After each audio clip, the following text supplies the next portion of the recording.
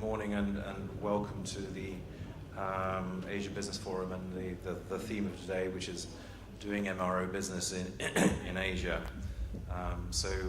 Distinguished guests, my fellow speakers, ladies and gentlemen, firstly thanks to Xperia for providing the opportunity to have this discussion, and also thanks to my colleague Dennis Ling for putting together this excellent panel of speakers.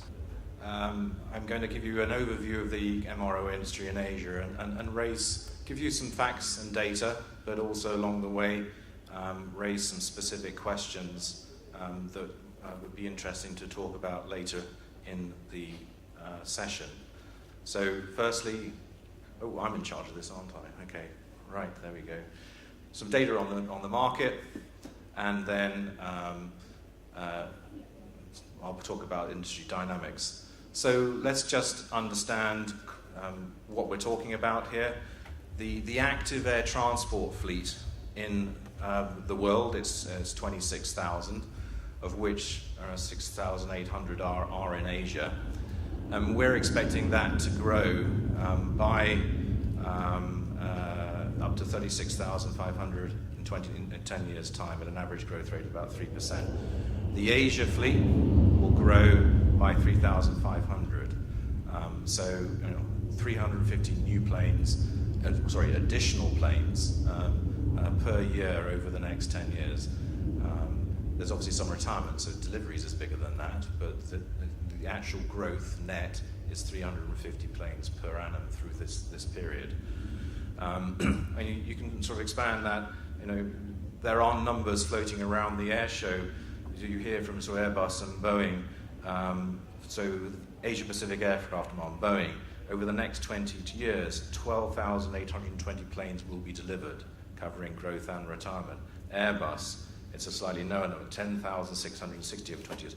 It's just a phenomenal number of planes that are going to be arriving in this region, and I'm sure that theme of growth will come out in the speeches.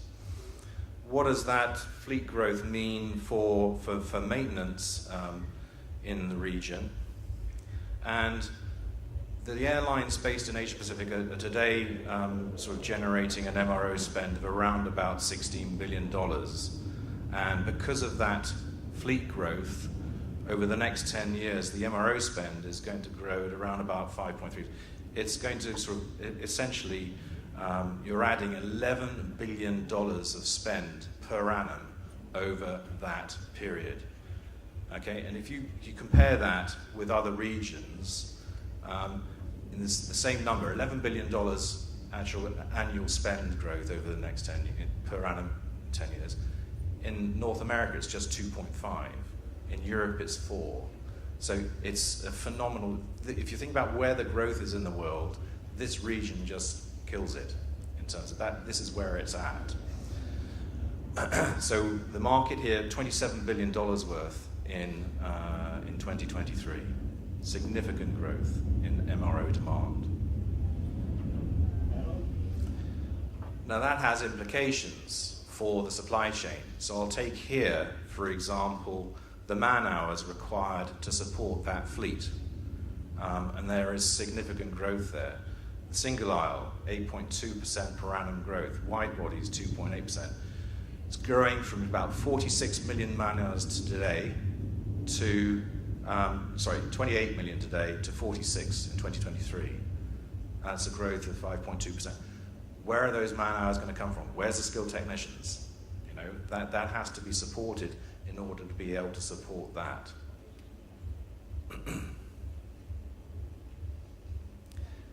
Doing business, MRO business in Asia Pacific region, I think it's important to recognize actually what's available. So if we take how much MRO demand is generated by activity, and we see how much of that is outsourced. So engine MRO spend in Asia is around about 6.4 billion, but literally only about 20-25% of that is done in-house. Most of it is outsourced because engines are complex and expensive to maintain. And the same thing on components is around about 30% in-house. The labor-dominated activities, line maintenance and airframe heavy maintenance, because effectively labour rates are already relatively low in the region. A lot of that is done in-house by the airlines themselves. So actually think about the available market. If you're a US company or European company looking into Asia, and where's the spend and where is it available, clearly that, that opportunity exists in engines and the components world in particular. So what are some of the key dynamics in the marketplace? And I think one of the most interesting aspects here is the competitive dynamics in the supply chain. You've got the airframe manufacturers, the airline maintenance companies such as like Singapore Airlines Engineering or GMF AeroAsia that we've got represented here. You've got the component manufacturers and independent MROs, much like Aerod and my colleague speaker here as well. And that's all changing because Airbus and Boeing, the airframe OEMs, have suddenly got interested in the aftermarket. I think a lot of it because Boeing got a new chief executive who was formerly at GE. And in GE engines, there you get about 40% of their revenue from the aftermarket. When you arrived in Boeing, you probably asked the same question, well, what are we doing in the aftermarket? How much revenue? 0.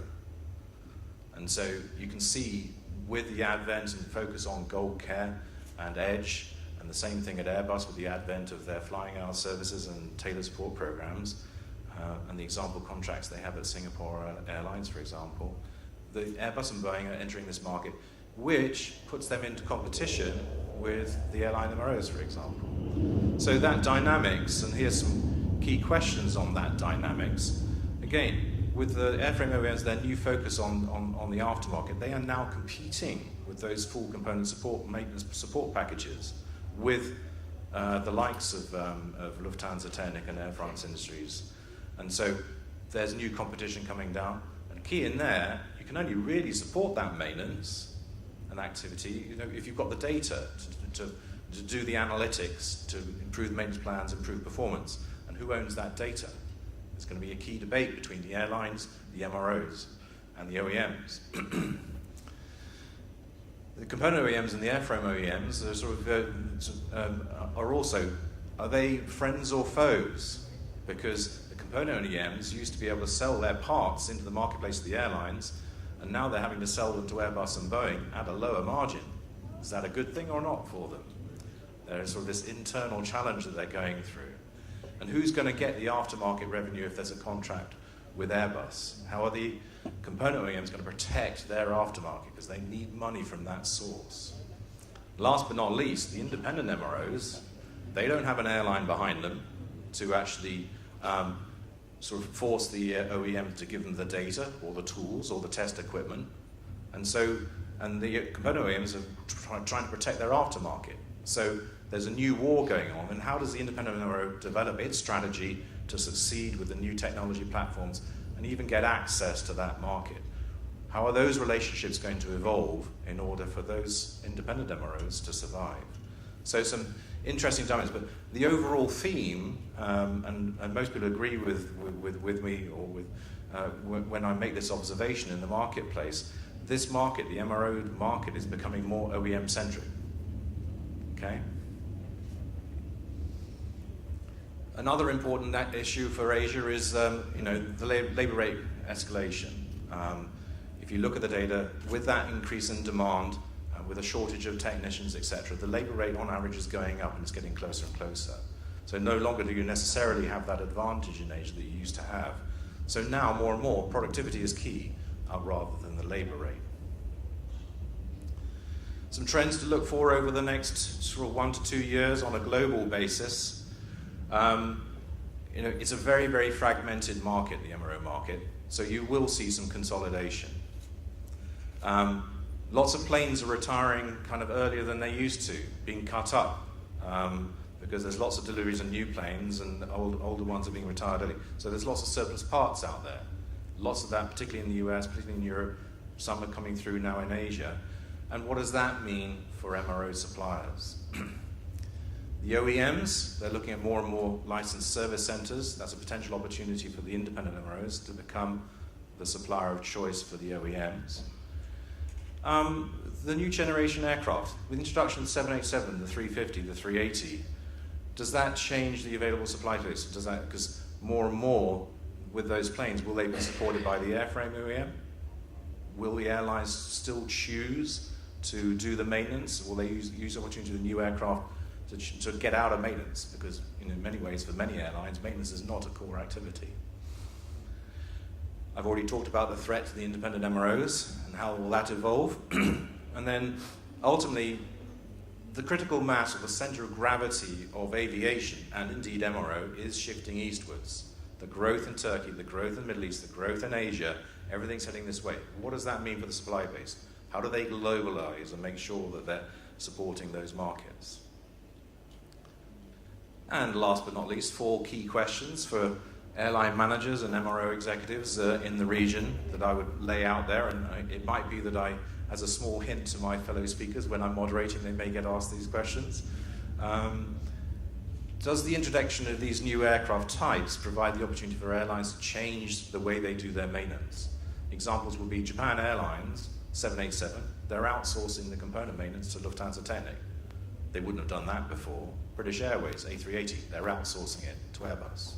They wouldn't have done that before. So that creates opportunity. With the labour rate escalating, with the OEMs becoming more kind of active in the marketplace, how does an airline control its maintenance costs and keep them down? Surplus parts, is that an opportunity on costs? How do you leverage that availability? And then last but not least, and I'm sure I'm going to see some of this, with that growth of man hours and that growth of maintenance, and if you look at the number of shop visits, for example, growing 10% per annum in the region, how do you make sure you've got the material and the labour to support that growth? And that's the end of my short introduction and keynote.